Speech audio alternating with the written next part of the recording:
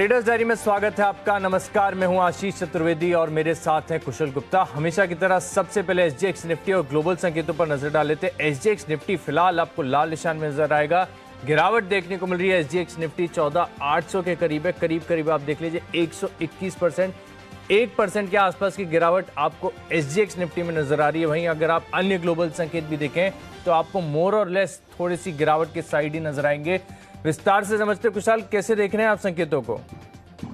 देखिए, नतीजे इसका ही इम्पैक्ट जो है ग्लोबल बाजारों पे और साथ ही भारतीय बाजारों पे भी हमें देखने को मिल रहा है। इनफैक्ट यहाँ पर अगर आप देखें तो स्पेसिफिकली डाउ जोन्स की बात करें तो ऑलमोस्ट 0.7% ये चढ़कर बंद होता हुआ नजर आया था और S&P 500 और नैस्डैक ने नया रिकॉर्ड लगाया है। आप देखिए 34,000 के पार की क्लोजिंग जो है डाउ जोन्स में हमें आती हुई नजर आई थी।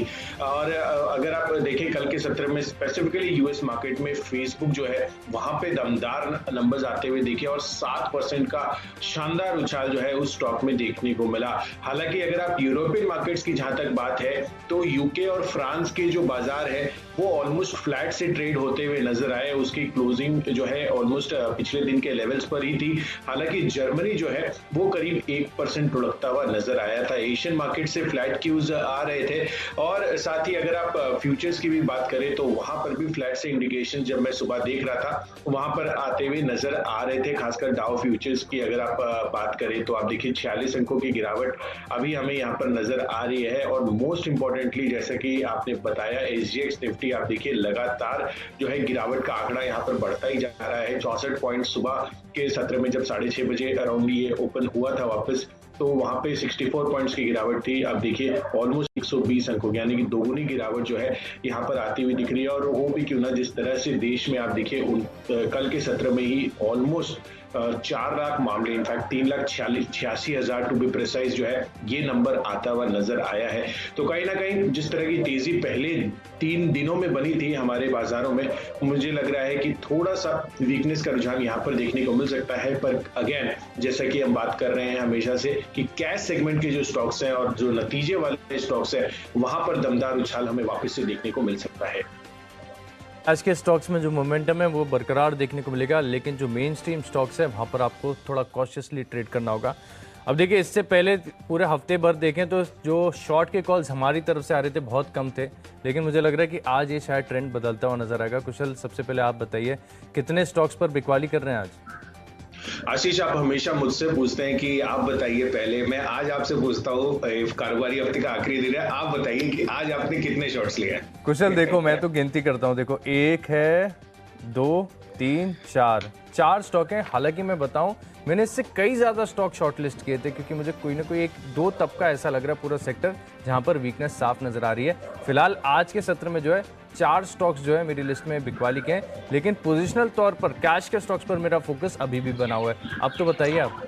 बिल्कुल आशीष, और मेरा भी इंटेंट वैसा ही कुछ है। हालांकि जो है आपने 4 लिए हैं, मैंने 2 स्टॉक्स लिए हैं क्योंकि मुझे कैश सेगमेंट से जिनके नतीजे बहुत बेहतरीन आए थे वो स्टॉक्स देखने को मिल गए हैं। और कल के सत्र में इनफैक्ट पिछले 2-3 दिनों का मैंने ट्रेंड भी देखा काफी सारे स्टॉक्स में, वहां पर उतनी ज्यादा तेजी बनती हुई नहीं नजर आई थी। तो मुझे लग रहा है कि जिस तरह के नंबर्स आते हुए दिखे हैं वहां पर फोकस जो है आज के सत्र में आपको बनाना चाहिए।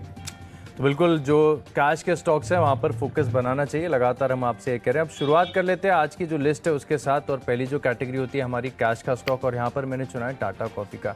कुशल, ये स्टॉक ऐसा है ना जो हमने काफ़ी बार इस शो में रिकमेंड किया और मैं देख भी रहा था कि ट्विटर पर भी काफ़ी सारे दर्शक जो हैं बार बार इसमें एक कन्फर्मेशन लेना चाहते हैं कि इसमें करें तो करें क्या।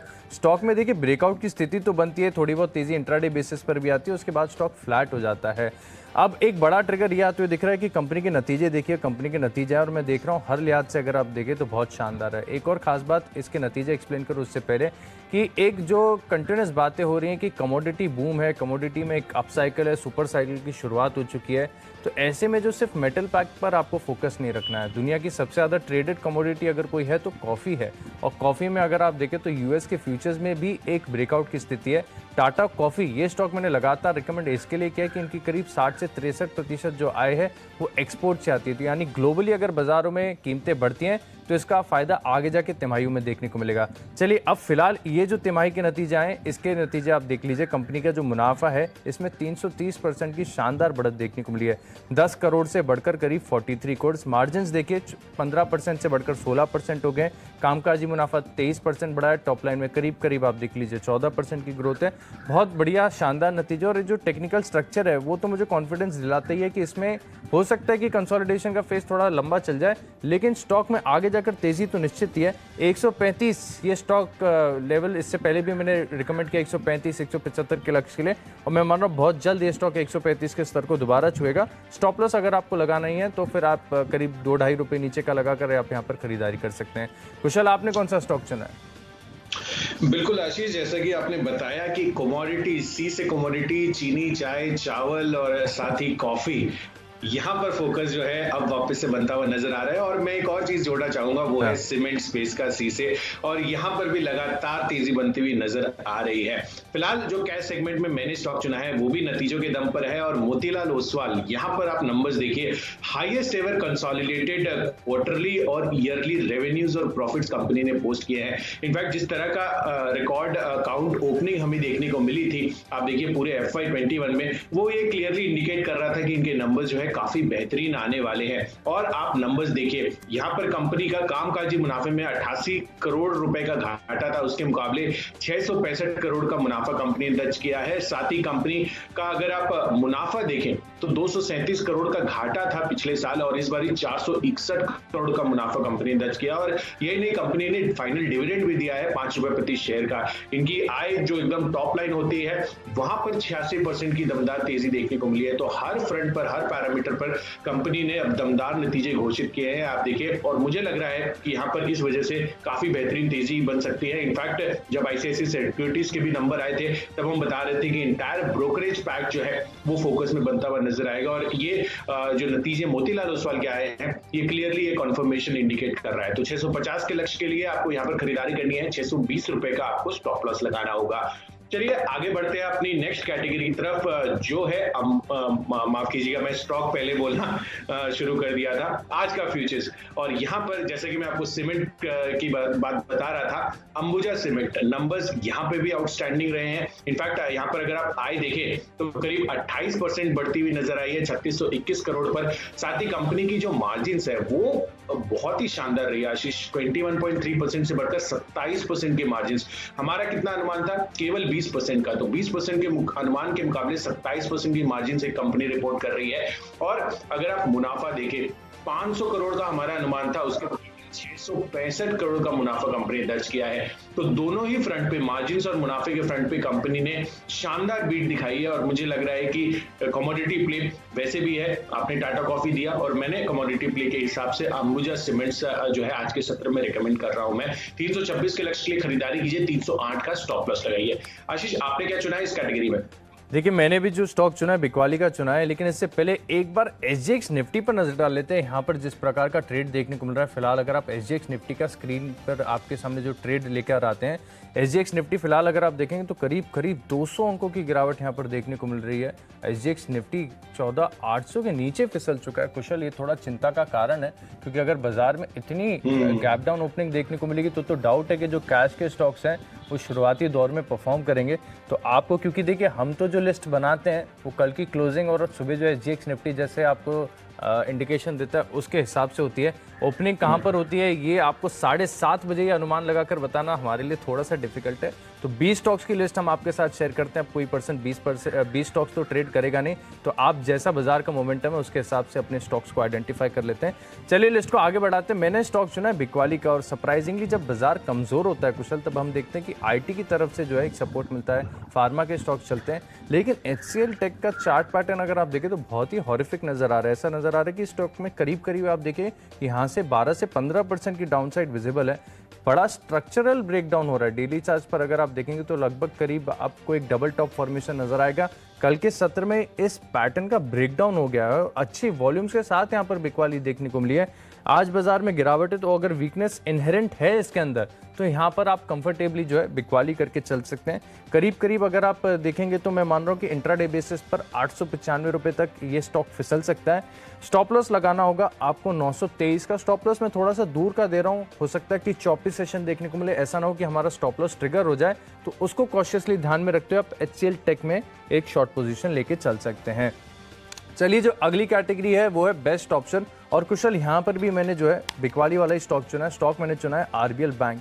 दो स्टॉक ऐसे हैं, बंधन बैंक और RBL बैंक, इन्होंने बाजार की तेजी में बिल्कुल भी परफॉर्म नहीं किया। हालांकि पूरा अप्रैल महीना अगर आप देखें तो एक तरफा मेटल पैक के लिए रहा, करीब करीब 50 से 57% के रिटर्न्स मेटल पैक ने दिए हैं। और जितने भी वायदा बाजार के अप्रैल सीरीज के टॉप गेनर्स देखेंगे, 4-5 नाम तो सारी स्टील कंपनीज के ही हैं। बैंकिंग स्टॉक्स की तरफ से पार्टिसिपेशन कम देखने को मिल रहा है, कहीं ना कहीं कुछ न कुछ ऐसी चिंता बाजार फोर्स ही कर रहा है जिसके चलते इन स्टॉक्स में तेजी नहीं आ रही है। RBL बैंक हो गया, इंडिया बुल्स हाउसिंग फाइनेंस हो गया, बंधन बैंक हो गया, यहाँ से बिल्कुल भी बाजार में पार्टिसिपेशन नहीं है, और कोई भी आप देखिए कि निचले स्तरों से यहाँ पे खरीदारी नहीं आती है। कंटिन्यूस एक ब्रेकडाउन का ट्रेंड देखने को मिल रहा है। मैं मान रहा हूँ कि ये जो गिरावट है, अब वैसे भी SGX निफ्टी को फिलहाल अगर आप देखेंगे तो 2% नीचे है, और जब भी बाजार में गिरावट होती है तो हाई बीटा होते हैं बैंक्स और फाइनेंस। तो यहाँ पर RBL बैंक 190 का पुट ऑप्शन हमेशा की तरह जो है एट द मनी हम ट्रेड करेंगे, क्योंकि इंट्राडे बेसिस पर है। तो करीब 14 रुपए के लक्ष्य के लिए आप यहाँ पर खरीदारी करके चल सकते हैं, और 10 रुपये 90 पैसे का आपको स्टॉप लॉस लगाना है। आपने कौन से स्टॉक चुने कुछ? बिल्कुल आशीष, जिस तरह की गिरावट हमें देखने को मिल रही है, मुझे लग रहा है कि जो नतीजों के दम पर भी स्टॉक्स हम चुन रहे हैं, हो सकता है इनिशियली बहुत ज्यादा रनअप जो है हमें देखने को नहीं मिले, भले ही बढ़िया नतीजे हों। तो अगर बाजार का मोमेंटम आपको ये भी देखना होगा, अनिल जी भी आपको बताएंगे कि किस तरह से आज बाजार को ट्रेड करना चाहिए। अकॉर्डिंगली जो है आप अपना कॉल लें। अगर स्टार्टिंग सत्र में डिप हमें देखने को मिलती है, आप देखिए इस बीच SGX निफ्टी ऑलमोस्ट 210 अंकों की गिरावट यहाँ पर हमें देखने को मिल गई है। तो इस बीच अगर ये सब स्टॉक्स जिनके बहुत ही बेहतरीन नंबर्स आए हैं, वो अगर गिरावट का रुझान शुरुआती 1-2 घंटे में दिखाते हैं, तो निचले स्तरों पे, और अगर बाजार का मोमेंटम काफी पॉजिटिव आगे के लिए लग रहा है, अगर सेकंड हाफ में बहुत अच्छी तेजी है, तो यहाँ पर अच्छे रिवर्सल जो है आपको तमाम स्टॉक्स में देखने को मिल सकते हैं। तो उसी लिहाज से ऑप्शन कैटेगरी में मैंने स्टॉक चुना है एक्साइड इंडस्ट्रीज का। आप देखिए आउटस्टैंडिंग नंबर्स इसके एक्सपेक्टेड भी थे, और नंबर्स उसी तर्ज पर भी आते हुए नजर आए हैं। हमारा जो रेवेन्यू है वो करीब 2700 करोड़ का अनुमान था, उसके मुकाबले 2900 करोड़ का जो आय है वो कंपनी रिपोर्ट किया है। साथ ही कंपनी की मार्जिन भी 1% बढ़कर 14.1% पर आई है। मुनाफे का आंकड़ा भी 220 करोड़ के अनुमान के मुकाबले 240 करोड़ पर आता हुआ नजर आया है। तो एक्साइड इंडस्ट्रीज को फोकस में रखिए। 180 रुपए का कॉल ऑप्शन आपको खरीद कर चलना है। 9 रुपए की करीबन प्राइसिंग है, 16 रुपए के टारगेट के लिए, और 6 रुपए का आपको इसमें स्टॉप लॉस लगाना होगा। चलिए, अगली कैटेगरी है टेक्नोपिक की, और टेक्निकल चार्ट्स के आधार पर मुझे डॉक्टर लाल पाथ लैब्स काफी पसंद आ रहा है। इनफैक्ट कल के सत्र में मैं थायरोकेयर का मूव भी देख रहा था। दोनों स्टॉक ऑलमोस्ट दिन के हाई पॉइंट पर जाकर बंद होते हुए नजर आए थे। तो मुझे लग रहा है कि एक जो शांत मूवमेंट बना हुआ था पिछले 3-4 दिनों से, कल इस स्पेस में, पूरे डायग्नोस्टिक स्पेस में ये थोड़ी सी रफ्तार पकड़ती हुई नजर आई है। हालांकि मेट्रोपोलिस में वो रुझान अभी तक हमें देखने को नहीं मिला है, पर डॉक्टर लाल पाथ और थायरोकेयर में कॉन्फर्मेशन आ रहा है। तो डॉक्टर लाल पाथ पर फोकस रखिए। 3020 के लक्ष्य के लिए आज इसमें खरीदारी कीजिए। 2900 रुपए का आपको स्टॉप लॉस लगाना है। आशीष, आपने क्या चुना है इस कैटेगरी में? देखिए, टेक्निकली मुझे एक स्मॉल कैप कंपनी पसंद आ रही है। कैश का स्टॉक है ऑन मोबाइल ग्लोबल, यहाँ पर आपको खरीदारी करनी है। और इसके चार्ट अभी फिलहाल मैं देख रहा हूँ तो मुझे कहीं ना कहीं तानला सॉल्यूशंस की याद आ रही है। कुशल, फास्ट मनी जब हम खेलते थे तब 75 के स्तर पर तानला सॉल्यूशंस में एक ब्रेकआउट हुआ था राउंडिंग बॉटम का। तब मैंने कहा भी था कि इसके फंडामेंटल्स मैं नहीं जानता कि कंपनी कितनी अच्छी है, लेकिन जिस प्रकार का ब्रेकआउट और स्ट्रक्चर स्टॉक में देखने को मिला है, बढ़िया तेजी देखने को मिल सकती है, मैंने ऐसा बोला था। और देखिए, स्टॉक करीब करीब आप देखिए 850-900 रुपए के आसपास आ गया। 75 रुपए से 850-900, और 1.5-2 साल के अंदर ये मूव देखने को मिला है। ऑन मोबाइल ग्लोबल, यहाँ पर भी स्ट्रक्चर अगर आप देखेंगे ना तो सिमिलर है। गिरावट हुई, उसके बाद एक राउंडिंग बॉटम बना, वो राउंडिंग बॉटम कंप्लीट नहीं हो पाया, उसके बाद दोबारा बनाए, और अब फिर से एक ब्रेकआउट की स्थिति नजर आ रही है। हालांकि ऊपरी तरफ से अगर आप देखेंगे तो थोड़ी बहुत रेजिस्टेंसेज है। मिसाल के तौर पर देखें तो 130 के आसपास हो सकता है स्टॉक आके रुके, 140 भी एक रेजिस्टेंस है। तो टेक्निकली मैं मान रहा हूँ कि यहाँ पर आप एक शॉर्ट टर्म व्यू बनाकर चल सकते हैं। हालांकि थोड़ा सा कॉशियसली ट्रेड करना होगा, क्योंकि मैं फिर से कह रहा हूँ कि इसके फंडामेंटल्स नहीं जानते। पहली बार ऐसी पिक में दे रहा हूँ कि जो प्योरली टेक्निकल बेसिस है। टेक्नोपिक ही समझिए आप इसको, तो स्टॉप लॉस के साथ ट्रेड करेंगे। ये चल रहा है फिलहाल 105 रुपये पे। आप 95 रुपये का स्टॉप लॉस लगा लीजिए और मैं मान रहा हूँ पोजिशनल तौर पर ये स्टॉक 130 से 140 रुपये तक जाएगा। परसेंटेज के हिसाब से देखेंगे तो बढ़िया गेंस है, थोड़ा सा पेशेंस दीजिए, पैटर्न बढ़िया है। स्टॉप लॉस भी आप देखेंगे रिस्क एंड रिवॉर्ड के लिहाज से तो अच्छा ही नजर आ रहा है। ऑन मोबाइल ग्लोबल में आप टेक्निकली एक पोजीशन लेके चल सकते हैं। चलिए, जो अगली कैटेगरी है वो है फंडा पिक, और यहाँ पर फंडामेंटली बहुत ही बढ़िया और बेहतरीन कंपनी मैंने चुनी है, फार्मा कंपनी। इससे पहले भी मैंने इसका जिक्र किया है, अजंता फार्मा। दरअसल जब चार्ट के स्ट्रक्चर्स में स्क्रीन कर रहा था तब ये स्टॉक मेरे रडार पर आया था। यहाँ पर देखिए कंपनी का कारोबार, फार्मा पूरा सेक्टर ऐसा ही है कि बजिंग रहता ही है, और यहाँ पर कल के सत्र में इसको आज चुनने का फिर से कारण यही है कि एक ब्रेकआउट देखने को मिला था, जिस ब्रेकआउट की चर्चा हम प्रीवियसली कर रहे थे कि एक यहाँ पर भी जो कंसोलिडेशन का पैटर्न बना हुआ है, इनफैक्ट कंसोलिडेशन नहीं, हर निचले स्तर पर स्टॉक में एक अक्यूमुलेशन देखने को मिला है। स्टॉक के अंदर गजब की पोटेंशियल मुझे नजर आती है। 2045 रुपये के लक्ष्य के लिए आप स्टॉक में खरीदारी करके चल सकते हैं। हालांकि थोड़ा सा समय देना पड़ सकता है, क्योंकि देखिए स्मॉल कैप की कंपनीज है, मेन स्ट्रीम कंपनीज, जब तक यहाँ पर बड़ी बाइंग नहीं आती है स्टॉक चलते नहीं है। तो 1 से 1.5 साल का व्यू बनाकर आप अजंता फार्मा में खरीदारी कर सकते हैं। चलिए, फंडामेंटली मुझे स्टॉक पसंद आ रहा है विप्रो का। आप देखिए लंबी अवधि का जो है ये स्टॉक है, 2 साल का आपका ड्यूरेशन होगा, और यहाँ पर इसकी चुनने की वजह बड़ी जो बन रही है वो कहीं ना कहीं कंपनी जो लगातार करार करती हुई दिख रही है वो काफी बेहतरीन है। आप देखिए कल के सत्र में भी इनके लिए एक खबर आती हुई नजर आई है कि इन्होंने सिट्रिक्स और साथ ही जो HP एंटरप्राइजेज है उनके साथ करार किया है, और जितने भी एंटरप्राइजेज है वो ये डिजिटल ट्रांसफॉर्मेशन के सोल्यूशंस जो है ये उनके साथ पार्टनरशिप में देते हुए नजर आएंगे। वैसे भी अगर आप नंबर्स की भी बात करें तो आप जहां TCS और इन्फोसिस के नंबर्स जो हैं तो एज पर स्टेबल, अगर एज पर एस्टिमेट्स देखेंगे या फिर अनुमान से थोड़े से कमजोर आए हैं, उसके मुकाबले विप्रो ने जो है काफी बढ़िया नंबर्स पेश किए थे। तो मुझे लग रहा है कि नंबर्स भी बेहतर साइड की ट्रेजेक्टरी पर देखने को मिल रहे हैं, और साथ ही कंपनी लगातार जिस तरह की पार्टनरशिप्स कर रही है वो काफी बेहतरीन जो है इनके लिए तेजी के ट्रिगर्स बन सकते हैं। तो विप्रो में अगले 2 साल में आपको ऑलमोस्ट 30 से 40% के रिटर्न्स देखने को मिल सकते हैं। आप देखिए करीब करीब 500 रुपए की लेवल्स पर अभी ये ट्रेड कर रहा है। 700 रुपए के टारगेट के लिए आपको इस स्टॉक में खरीदारी करनी है। चलिए, अगली कैटेगरी है इन्वेस्टमेंट पिक, और यहाँ पर मैंने स्टॉक चुना है FMCG स्पेस से टाटा कंज्यूमर प्रोडक्ट्स का। आप देखिए यहाँ पर डेफिनेटली जिस तरह का इनका पोर्टफोलियो है, खासकर जो नया प्रोडक्ट लॉन्चेस इन्होंने किया है टाटा संपन्न के अंदर, वो काफी बेहतरीन ट्रिगर बनता है इनके लिए। और स्पेसिफिकली अगर आप देखें तो जो भी FMCG स्पेस में कंपनी है, खासकर जो डेली नीड्स में हम यूज करते हैं, उसका कहीं ना कहीं काफी अच्छा ट्रैक्शन जो है आगे आने वाले समय में देखने को मिलेगा। कंपनी का जो रेडी टू ईट पोर्टफोलियो भी है वो भी काफी अच्छा प्रदर्शन कर रहा है ई-कॉमर्स प्लेटफॉर्म्स पर, और मुझे लग रहा है कि इसी वजह से यहाँ पर बढ़िया बन सकती है कि अगले 1 साल में आपको 850 रुपए के टारगेट देखने को मिल सकते हैं। इसके पहले मैंने 800 रुपए के टारगेट दिए थे। तो अब fundamentally any which way story काफी इंटैक्ट है, पर यहाँ पर टारगेट जो है मैं आपको और हायर साइड पर देना चाहता हूं, क्योंकि यहाँ पर पोजीशनिंग जो है काफी बेहतरीन बन रही है। तो 850 के लक्ष्य के लिए आपको टाटा कंज्यूमर प्रोडक्ट्स में खरीदारी करके चलनी है। आशीष, आपने क्या चुना है? देखो, मैंने ना मेटल एंसिलरी स्पेस से कंपनी स्टॉक चुनी है। इनफैक्ट मिनरल्स माइनिंग के कारोबार में कंपनी मॉइल, यहाँ पर आपको खरीदारी करनी चाहिए। देखिए स्टील स्टॉक्स में गजब की तेजी देखी जा रही है। अब सभी जानते हैं कि जिस प्रकार से स्टील स्टॉक्स में रनअप आ गया है, अब नई खरीद करने के लिए थोड़ा सा तो सबको डर लगेगा, क्योंकि आप देखिए कि मैं देख रहा था JSW स्टील अप्रैल महीने में ही अगर आप देखें तो 57% बढ़ गया है, सेल 50% बढ़ गया है, टाटा स्टील 46% बढ़ गया है। एक महीने के अंदर इतने बड़े मूव आपको देखने को मिले, तो खरीदारी करने की हिम्मत नहीं होती। तो ऐसे में जो स्टील से एंसिलरी जो जुड़ी हुई हैं वहाँ पर आपको फोकस करना होगा। और मॉइल, क्योंकि मैंगनीज ओर का इस्तेमाल स्टील उत्पादन में किया जाता है, खासतौर पर स्टील अलॉयज़ में किया जाता है, और करीब करीब भारत की अगर आप देखें तो सबसे ज़्यादा उत्पादन करने वाली मैंगनीज ओर की कंपनी है। सरकारी कंपनी है, फंडामेंटली बेहतर कंपनी है। सरकारी कंपनीज डिविडेंड भी अच्छा देते हैं, तो डिविडेंड यील्ड भी बढ़िया निकल कर आती है। ग्रोथ प्रोस्पेक्ट शानदार है। अब देखिए स्टील की मांग बढ़ेगी, स्टील की कीमतें बढ़ेंगी, स्टील का उत्पादन बढ़ेगा, तो मैंगनीज ओर की रिक्वायरमेंट बढ़ना स्वाभाविक है, नो ब्रेनर है। यहाँ पर भी आपको खरीदारी करनी चाहिए, लेकिन फिलहाल बाजार ने इसको अभी तक पूरी तरीके से इसकी पोटेंशियल को फैक्टर इन नहीं किया है, और मैं मान रहा हूँ कि आगे जाकर 3 से 4 तिमाहियाँ इस कंपनी के लिए बहुत बढ़िया देखने को मिल सकती हैं। जिस प्रकार से स्टील में एक सुपर साइकिल की शुरुआत हो चुकी है, 160-161 के आसपास ये स्टॉक मिल रहा है, और जिस प्रकार का टेक्निकल स्ट्रक्चर है डेली चार्ज पर और वीकली चार्ज पर आपको देखेंगे तो आपको निचले स्तरों पर ठीक ठाक गिरावट के बाद एक इन्वर्स हेड एंड शोल्डर नजर आएगा।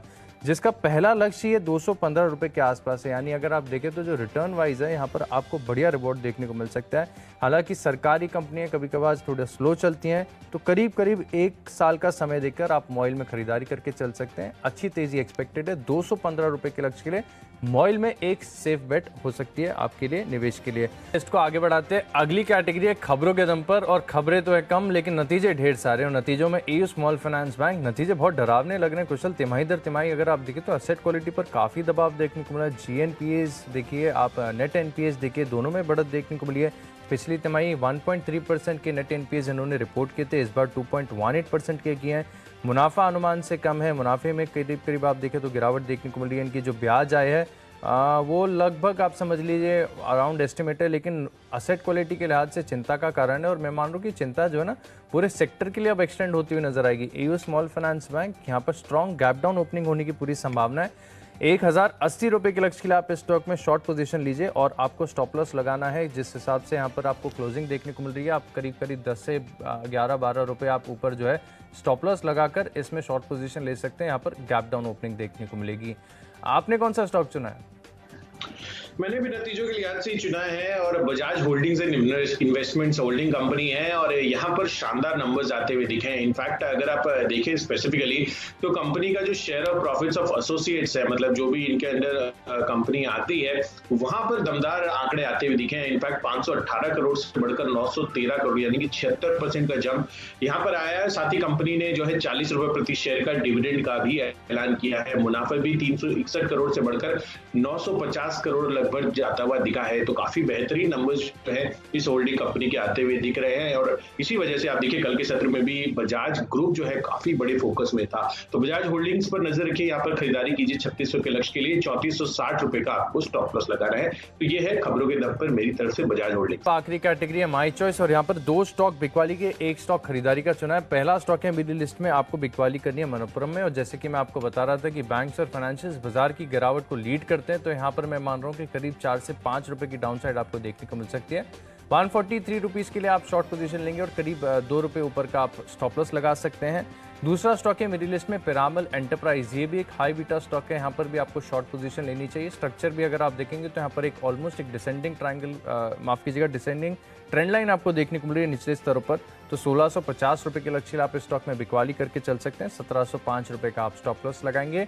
आखिरी स्टॉक है माई चॉइस में, स्टॉक है गोकेक्स, गोकुलदास एक्सपोर्ट। यहाँ पर कल के सत्र में शानदार वॉल्यूम्स के साथ खरीदारी देखने को मिली थी, और स्ट्रक्चर काफ़ी बढ़िया। मैं मान रहा हूँ यहाँ पर आप पोजिशनल तौर पर, फंडामेंटल्स भी बढ़िया है इस कंपनी के, तो वो 1 महीने का व्यू बनाकर आप इस स्टॉक में खरीदारी करके चल सकते हैं करीब 99 रुपये के लक्ष्य के लिए। चलिए माई चॉइस कैटेगरी में पहला कॉल है मेरा पीवीआर पर, जहां पर आपको बिकवाली करनी है। आप देखिए आइनॉक्स लेजर के नंबर्स भी कमजोर साइड पर आते हुए दिखे हैं, और कल भी चार्ट स्ट्रक्चर जो है इसका कमजोरी का रुझान जो है फाइनली ये दिखाता हुआ नजर आया। तो 1160 के लक्ष्य के लिए यहाँ पर बिकवाली कीजिए, 1200 रुपए का स्टॉप लॉस लगाइए।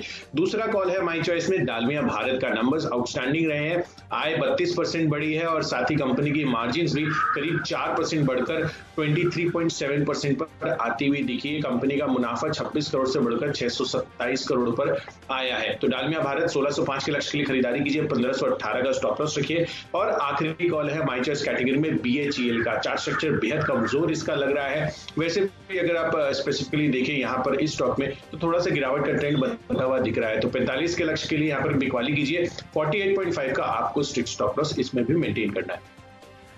तो चलिए जल्दी से रिकैप देख लेते हैं। कैश का स्टॉक मैंने चुना है टाटा कॉफी, नतीजे शानदार है, खरीदारी करनी चाहिए। HCL टेक में एक ब्रेकडाउन देखने को मिला, शॉर्ट पोजीशन लेंगे। RBL बैंक 190 का पुट ऑप्शन खरीदकर आप यहां पर बिकवाली कर सकते हैं। Technically on mobile global breakout के संकेत दे रहा है। अजंता फार्मा में आप निवेश कर सकते हैं, और स्टील सेक्टर में तेजी का फायदा देखने को मिलेगा। मॉइल में 215 रुपए के लक्ष्य के लिए स्टॉक में आप निवेश करेंगे। एयू स्मॉल फाइनेंस बैंक के नतीजे काफी खराब है, यहाँ पर आप शॉर्ट पोजीशन लेंगे। मनप्पुरम और PEL में भी बिकवाली करनी चाहिए, और खरीदारी करनी है गोकुलदास एक्सपोर्ट में। मैं मान रहा हूँ कि अगले 1 महीने में स्टॉक 99 के पार जा सकता है। इन 10 स्टॉक्स में मेरा कन्विक्शन सबसे ज्यादा है। मॉइल में मैंगनीज और बनाने वाली भारत की सबसे बड़ी कंपनी है, स्ट्रक्चर काफी शानदार है।